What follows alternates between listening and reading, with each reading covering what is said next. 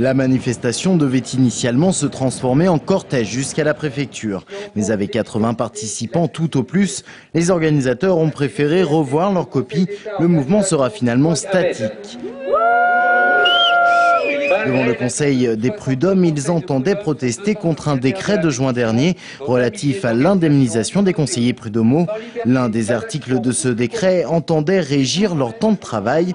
Ainsi, le temps de rédaction pour une ordonnance de référé serait désormais limité à 1 heure et à 3 heures pour un jugement.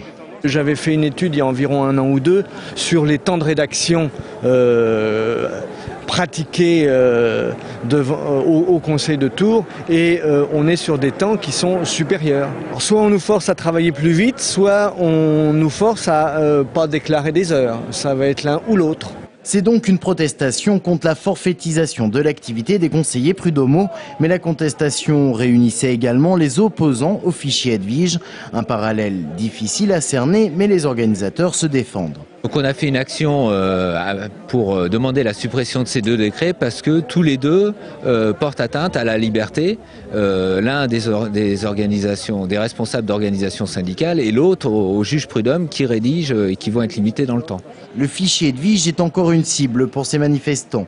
Pourtant officiellement, il n'existe plus. Depuis la concertation ouverte par Michel Alliot-Marie, les dispositifs relatifs à l'orientation sexuelle et à l'état de santé des individus ont été supprimés. Le nom a également été changé pour laisser place à EDVI-RSP, une nouvelle définition qui inclut cette fois-ci la notion de sécurité publique. Nous sommes toujours considérés comme potentiellement touchés par le nouveau fichier en tant que militants qui pourraient potentiellement être considérés comme portant atteinte à la sécurité publique, et parce que nous considérons que ce problème du fichier Edwige concerne tous les citoyens. Les manifestants l'ont indiqué, ils sont déterminés à poursuivre la lutte. Prochain rendez-vous le 7 octobre autour d'un pique-nique à place Jean Jaurès.